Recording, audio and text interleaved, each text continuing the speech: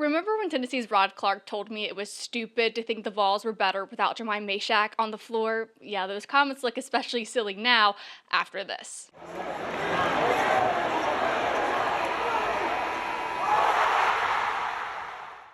And even if Jahmai Mashack wasn't the guy to hit the buzzer beater against Alabama, Rick Barnes explicitly wanted Mashack on the floor in those final seconds. How Mashack's efforts led to one of the most incredible finishes inside the Food City Center. I'm Paige Dower. This is the Field Pass on Full Disclosure.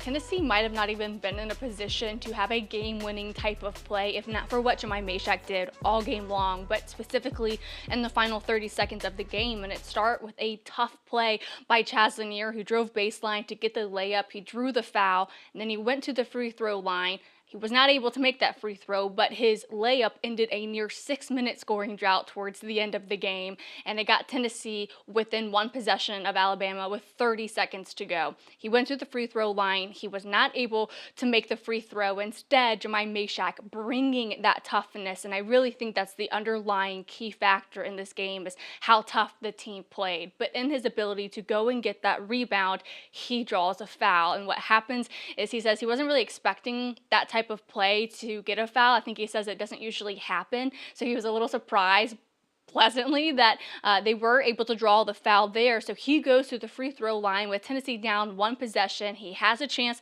to tie the game with those two free throws, and he sinks both of them inside a dead silent arena as he categorizes to two biggest plays of the game getting ready to go. He goes back to what he does during practice, and it's something that he's been doing the last few weeks is this positive self-talk. He goes back to his routine, and that routine delivers him two free throws in a crucial moment inside Food City Center that ties the game at 76 apiece with 30 seconds to go. I started doing probably like a couple weeks ago is really breathing in and telling myself that I am a great shooter. I am confident. I am whatever I need to be at that moment. And I told myself that I'm a great free throw shooter, and that's what the results were. So just kind of breathing in, calming myself down. I'm a very energetic player. I'm, very amped up, but really relaxing, taking in the moment, and just doing what I practice all the time. I'll also have a profile on Jahmai Mashack probably in the next week or two talking about what his family has meant to him and what his journey at Tennessee has meant to him as well. So make sure you subscribe so you don't miss out on that conversation. Back to the idea of practice building consistency. We saw that in the free throw line and how self-talk has helped him with that. It showed up again in the final play of the game after Tennessee forced that 5-second violation, and it's Jahmai Mashack really driving down the court after, getting the ball from Sakai Ziegler, and it's Felix Okpara setting up a nice screen on Grant Nelson, and then who is guarding Jahmai Mashack? 6'11" Clifford Amuri, and Jahmai says he just goes back to what he was practicing after practice with 6'11" Felix Okpara guarding him. After every shoot around, I'll get Felix, and at the end I'll just have him guard me from like where I shot the ball, and so I usually miss or I'll make it on Felix, but today I just imagine Felix was in front of me and I hit the shots.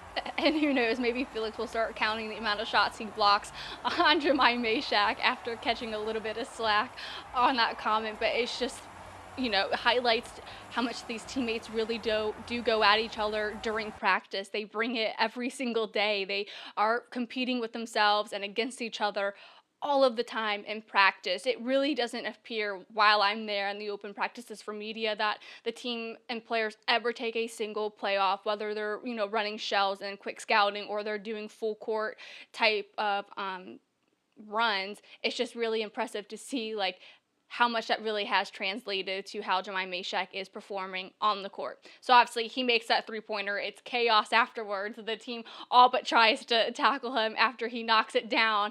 And let's go back to Rick Barnes, who was losing his mind, shaking his hands in the air. And for him, what was the signal that, okay, he can relax now? When the crowd went nuts. It's important to make the right decisions, like when to go for it on fourth down, or when to kick the field goal or go for the touchdown. It's also important to make the right insurance decisions too. That's why my office, Trey McAdams State Farm, is here to help you select the right protection at the right price. Our office will make sure you understand your State Farm coverages so you'll know what to expect when the unexpected happens. With Trey McAdams State Farm, It's easy to make the right call. When you want the real deal, like a good neighbor, State Farm is there. Proud sponsor of the Tennessee Vols. Rick Barnes talked about it earlier this week and how he does a lot of communication with Sakai Ziegler in their eyes, and they can read each other's body language and they kind of know what they want from each other. Well, it seems like that's kind of a similar case with Rick Barnes and Jahmai Mashack. I think there was a little bit of confusion, non-confusion in the final play. They had an idea of where they wanted to set it up, and then they obviously wanted that timeout once they crossed midcourt. That didn't really happen because I'm sure you all have seen the press conferences, and Rick Barnes was happy that they didn't see it. And it was funny getting Jahmai Mashack's perspective because he had no idea what Rick Barnes was really saying, so he kind of just let it rip. I usually look over at Coach to see what he wants. So we get into our little, ladder drill and ladder play. And he's mouthing something to me, and I didn't know what it was. And so in my head, I said, oh, he wants me to shoot the ball, so I'm going to shoot the ball. But he was really trying to say, if I catch it and I pass it up or I dribble it up, call a timeout.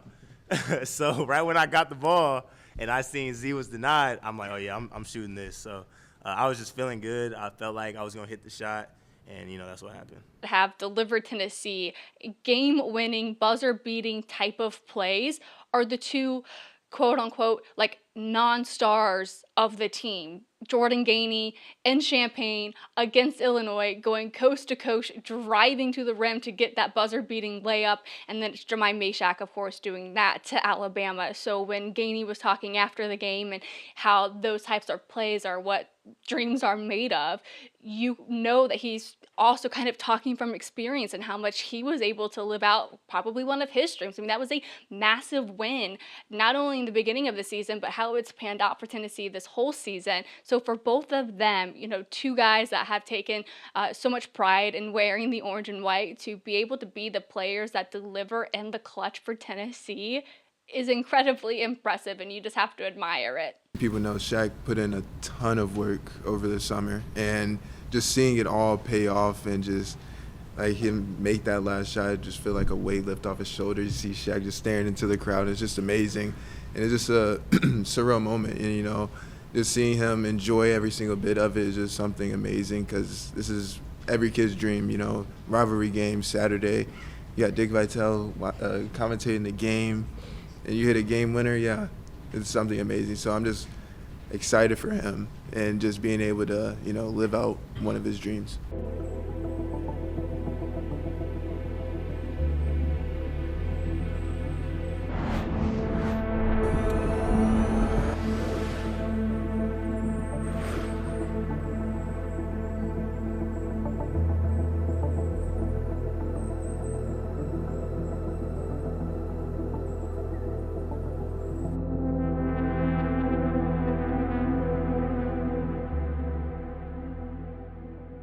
Who could forget Josh Heupel in attendance for this game, winning back-to-back games against Alabama at home, knowing all so well how nice it is to smoke the cigars after defeating Alabama. He signals such when he's on the Jumbotron on this first Saturday of March, and it kind of was a foreshadowing of the chaos that would ensue after the game, leading to this one message from Rick Barnes after the game. So I told the guys, I guess, welcome to March.